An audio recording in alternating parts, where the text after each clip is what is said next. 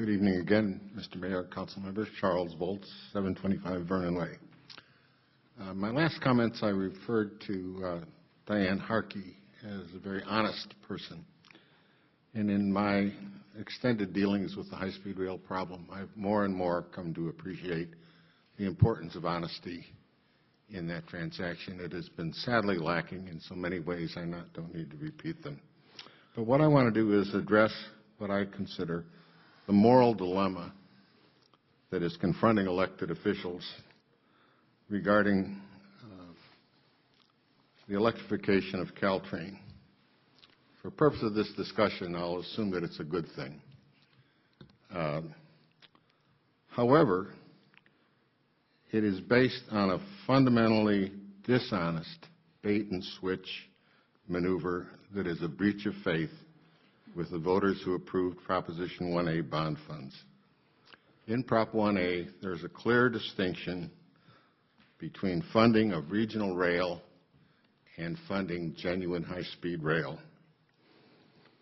In fact, there are separate and distinct funds. One is $950 million for regional rail, and the other is $9,000 million or $9 billion for high-speed rail. There is no provision in the law for commingling the funds or for transferring one to the other. Indeed, they are administered by separate agencies, the California Transportation Commission for one, and for High-Speed Rail Authority for the other. I know you're familiar with that, but whoever's listening to it may not be. Now, yet they're proposing to spend $2 billion of the $6 billion remaining to spend on regional transit for essentially Caltrain electrification and for improvements in Southern California for Metrolink, et cetera. So they're basically going to, the plan is to divert that $2 billion from money intended for high-speed rail that the voters approved and divert it to regional transit. Now, if you assume it's a good thing, that doesn't change the problem. Because where I come from, when you are given money by someone else for a specific purpose, whether you're an individual, an organization, or even a public entity, you have a fiduciary obligation to spend that money for the purpose designated. You're not free to say, well, it's not as good idea now as I thought it was before, and I'll just shift it over. So there's talking about now a fig leaf to say, well, it'll be laying the foundation for high-speed rail sometime in the future. Now, I don't think anybody in the peninsula believes that will happen in the next 30 years, at best, and probably will never happen. It's more likely than not that it will never. So it appears to me the elected officials have lost their moral compass on this issue. Someone needs to stand up and say it's wrong. Whether it's illegal or not, it's wrong. And no one has been saying that except I want to give this council credit. Namely, that your honest way out is to go back to the voters and say, things have changed, we need to shift the money in this way.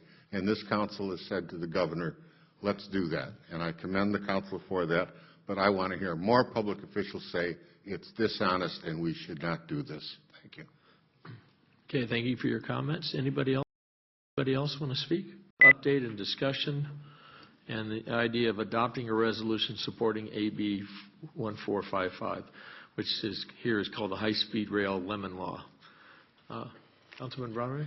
Thank you, Mr. Mayor. First, with respect to the proclamation, and I don't know whether Mary Ellen had a chance, but I actually wound up personalizing it for Burlingame. So the version that was in our packet was not the one that we would be approving, right, Mary Ellen?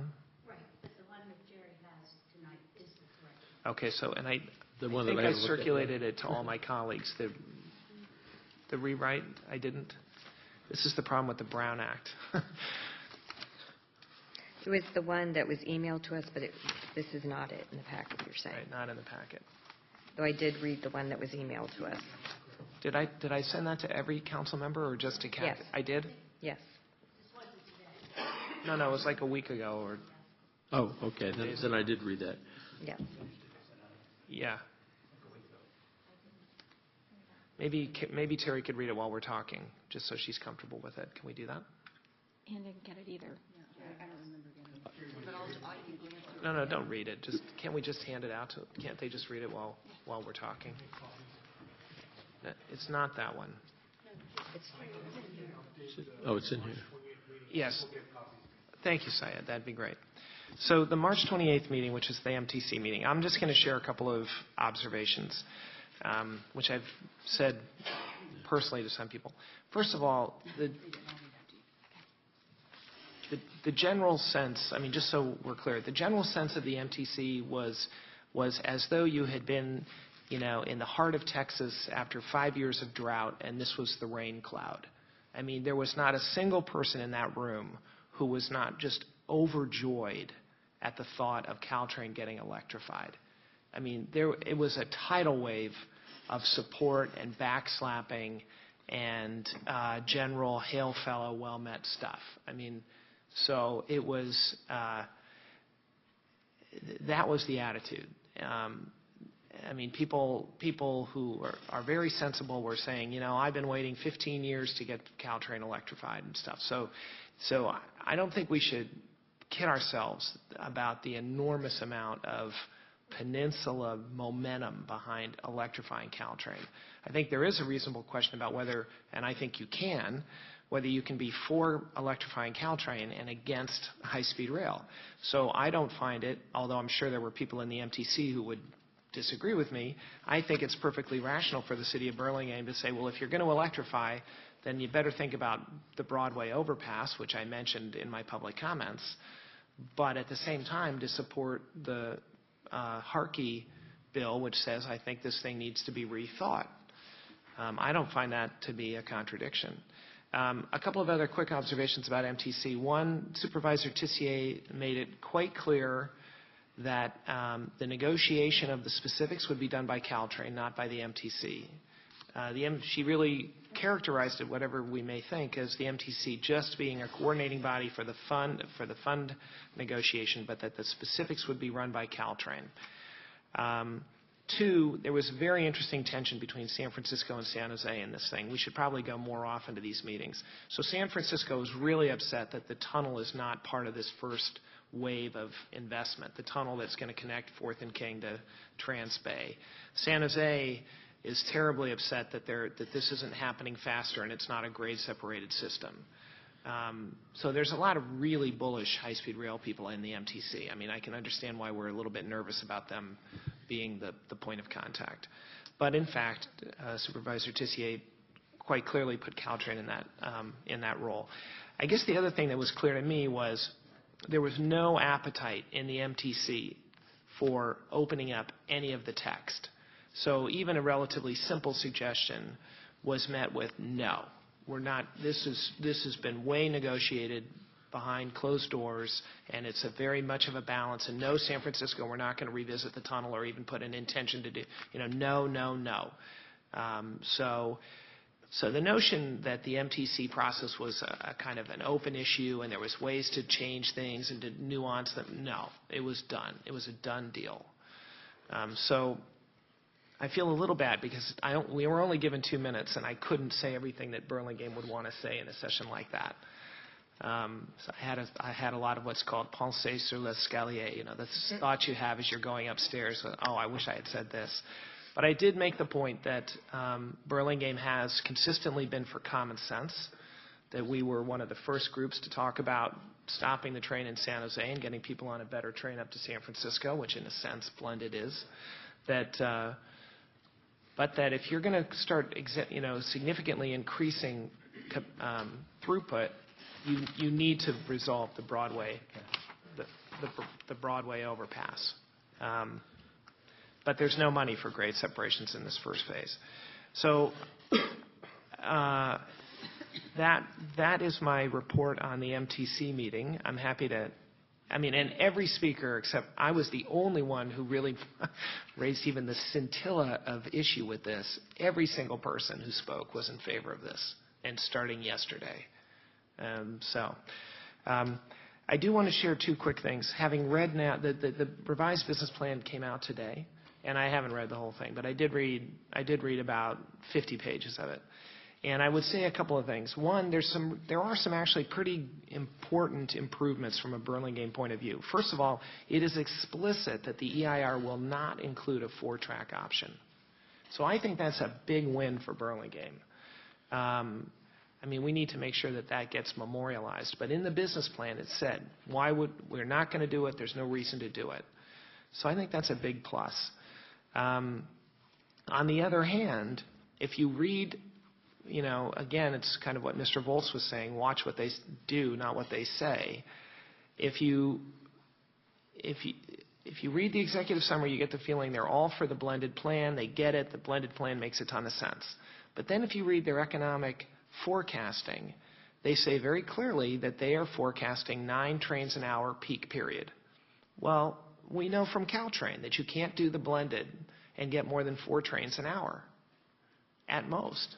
So there's an inherent disconnect in this business plan. And I think we have to be very careful, apropos of Mr. Volz's comments, to be sure that high-speed rail is not doing another bait and switch. I mean, I left a little bit, the metaphor I came away with electrification was, the Europeans meeting the Indians on Manhattan and saying, here's some shiny beads. How would you like to give us your land? And I feel like we're the guys looking for those shiny beads. Thank you for the beads. Yeah, sure, take my land. I mean, that's a little how I feel on this trade.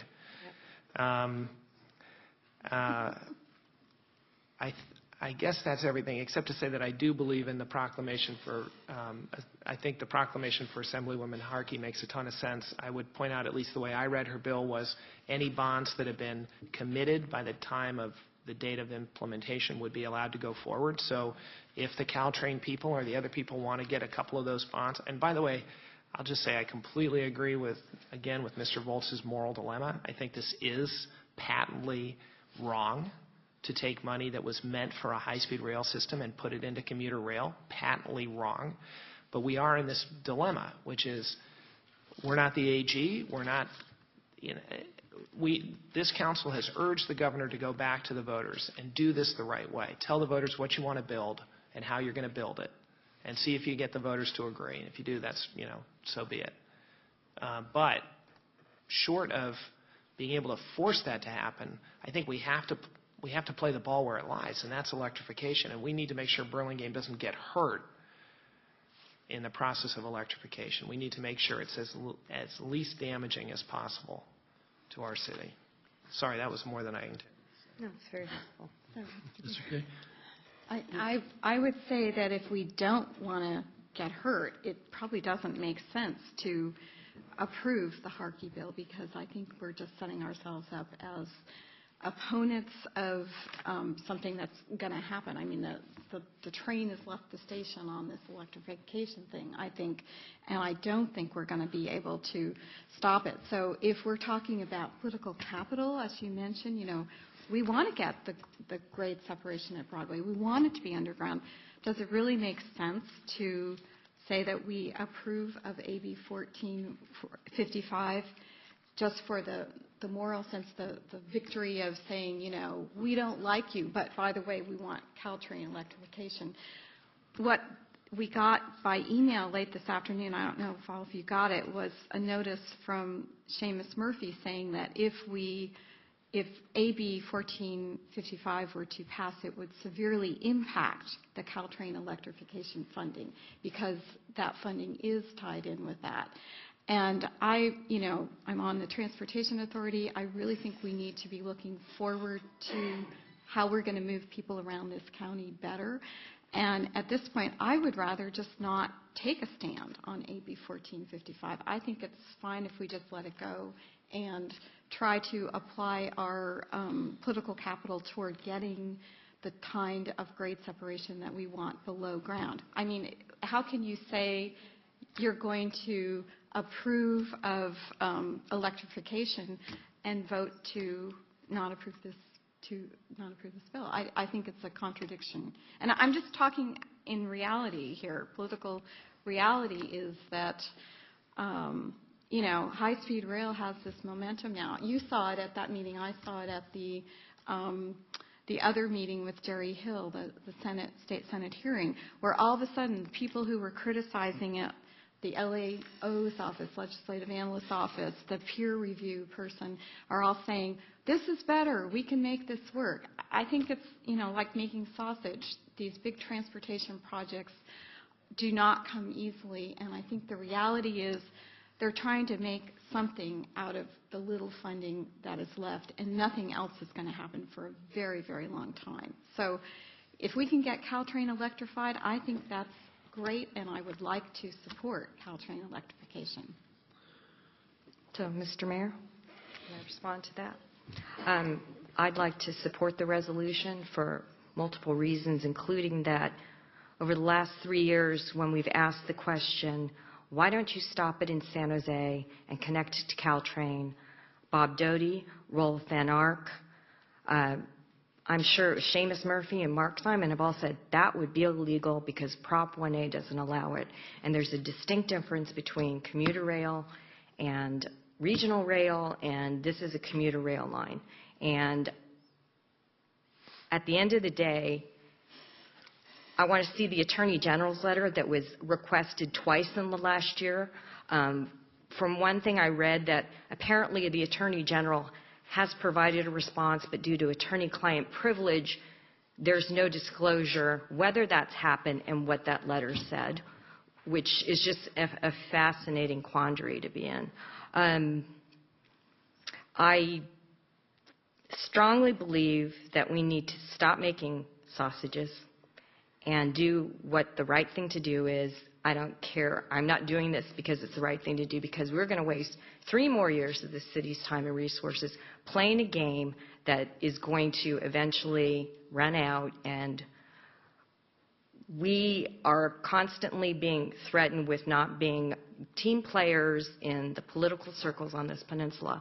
And for Assemblymember Harkey, if you read her press release, the woman has morals, standards, intelligence. She knows so much about this project that I wish some representative in our area had that sort of quality. I just couldn't help but wish that we didn't have someone like her to represent us, that's just thinking at the end of the day, we can't spend money that $9 billion, double the debt load of the state for something that the voters didn't intend. And these guys aren't going to do the right thing until someone sues them. And believe me, between the Central Valley or somewhere else, somebody's going to question whether these funds can be used this way, whether it complies with Prop A. So if we want to continue to stay in that sort of dance and waste our city's resources, then vote against this. But I really hope this council will just make a strong statement for our community that expects this of us and has asked us over and over again to just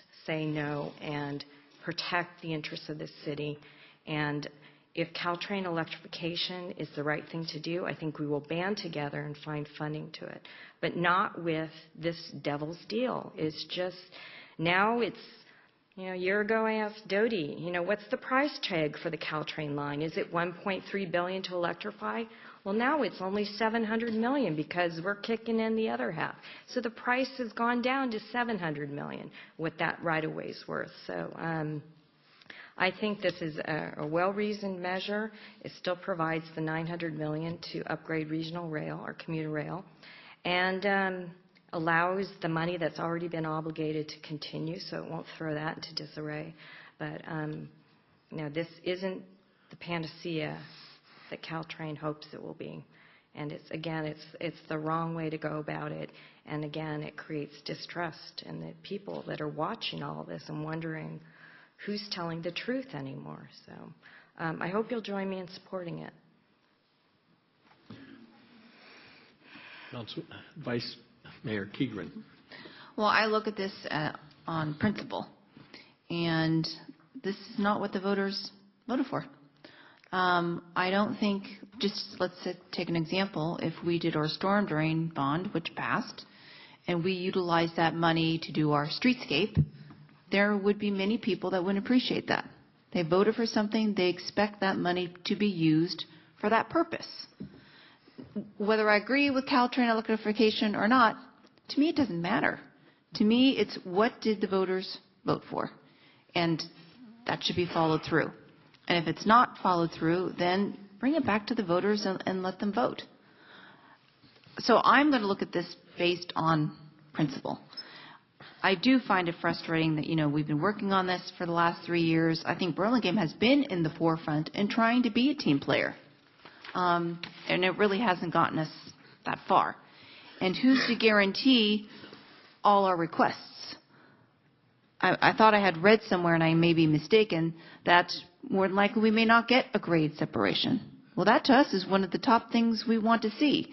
So we're already starting out the gate not getting something that's extremely important to us to work. And so if that's the way we're going to do this process again, this is the least we can do, is to support this. Okay. Now it's my turn. I think Councilman Brownrigg kind of hit this on the head. It's a dilemma. The problem is I believe that the citizens of the state of California should have the right to repeal this or do whatever they want to. They voted for it to go ahead. They should be able to vote for it to leave, too. So I have no problem with that. I also believe that for the survival of Caltrain and for survival of transportation on our corridor, Caltrain has to electrify. They have to do it.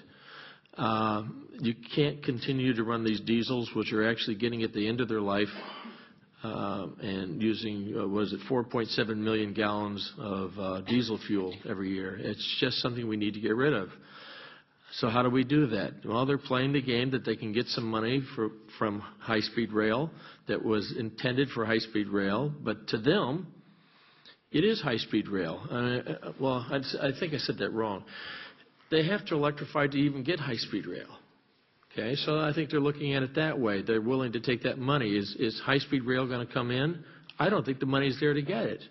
But I think the money's there to lay the basis for high-speed rail, which they won't get, which will make Caltrain a viable transportation system. That's the problem right there. And I was at an event on Saturday talking to some people about the proposed, let's just propose 8% sales tax to fund Caltrain, so they could have some dedicated funding. And I talked to a gentleman who said, I disagree with you. He says, I'm not going to pay any money for anything because I think BART needs to run from Millbrae to San Jose and connect all around the bay. And I said, well, politically, that's just not going to happen. And he says, I don't care. I just as soon as watch Caltrain die. I said, so in other words, if you don't get exactly what you want, and you don't care if 35,000 cars are going to be back on the freeway. And his attitude was, serves him right for not doing it the right way. And I thought to myself, is that the way we want everything to be? I want to be an ideologue to where everything has to be done my way, and if it's not done my way, damn it, I'll just let everything go to hell. And I just can't get into that reasoning. Sometimes you have to play part of the game, unfortunately, and I don't disagree with Charles when he says dishonesty. There's been a lot of it there. I agree. And we've been very vocal about the dishonesty. And the new teams are a little better at it, but they've got goals. And when we talk about this money from Prop 1A, the people that are opposed to it look at every little thing and say, see, I told you, that proves you can't do this. All the proponents say, look at that, see? They look at the same words and say, this proves that we're right.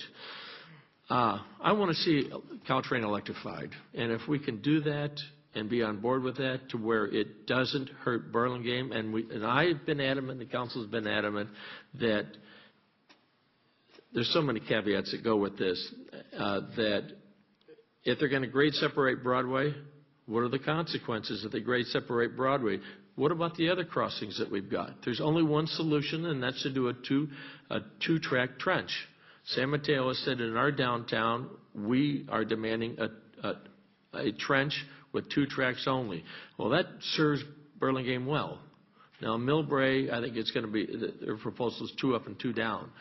I don't mind it being in a trench as it goes through our town, and if it rises back up in Millbrae, then let Millbrae have what they want. But that would be my condition. I would fight hard for that.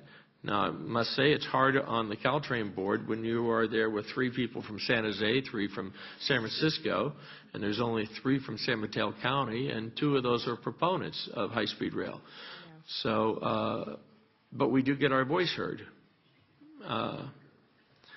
It is a dilemma. So I would support going ahead if our legislature wants to pass this high-speed rail lemon law and they're the voice of the people, then I say, okay, go ahead, do it.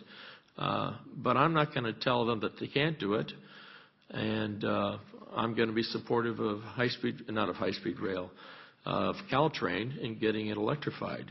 And if we can get that, and hopefully that 8% sales tax, that'll give us some money for some shuttle systems. That's one of the things they'd like to see.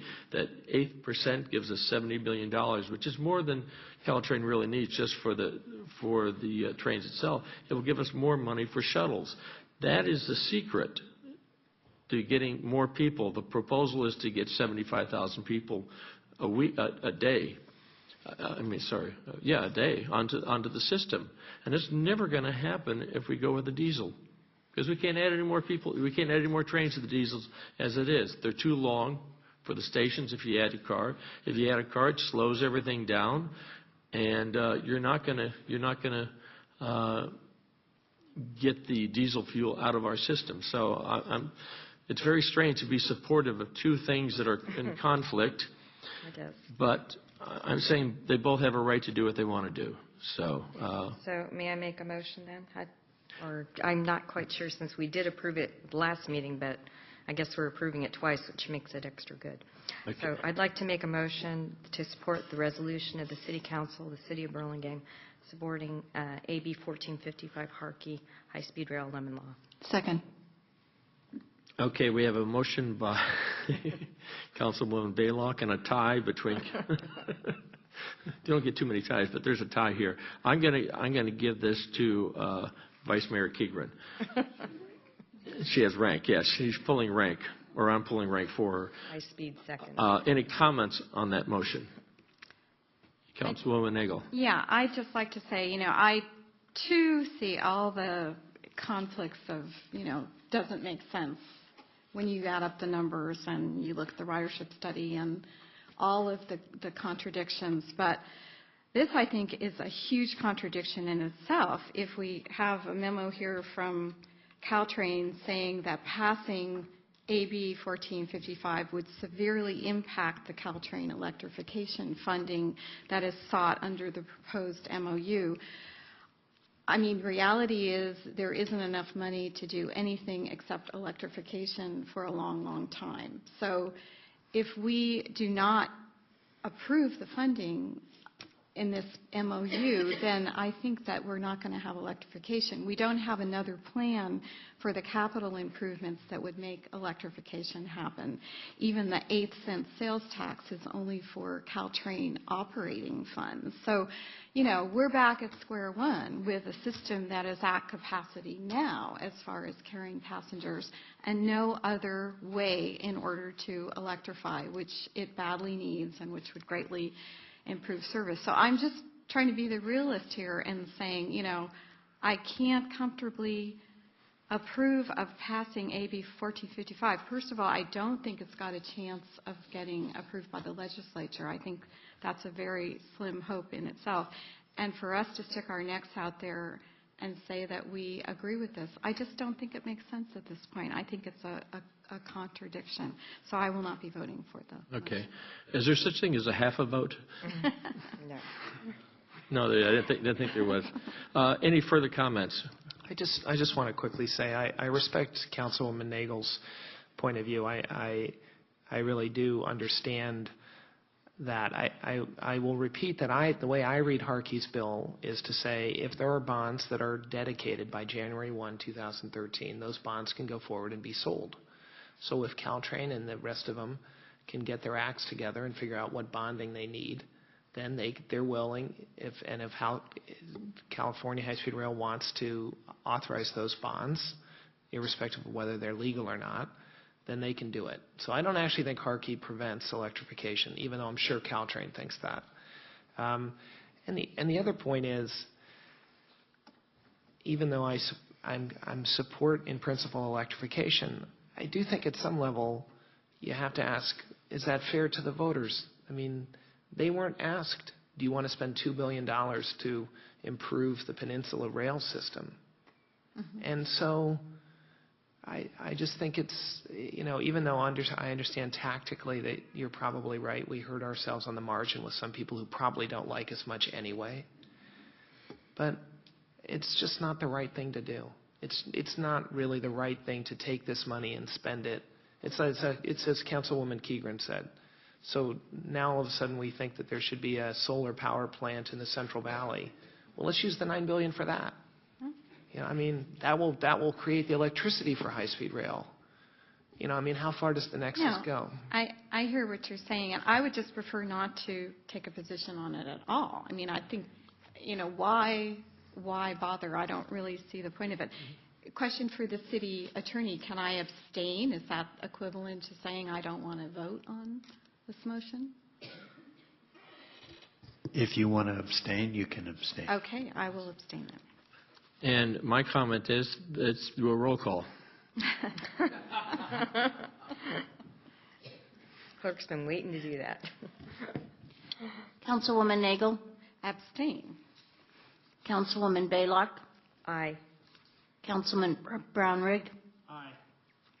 Vice Mayor Keegren. Aye. Mayor Deal. Gee, I can't even be a swing vote on this. Aye. That motion is approved how do we say that, 401?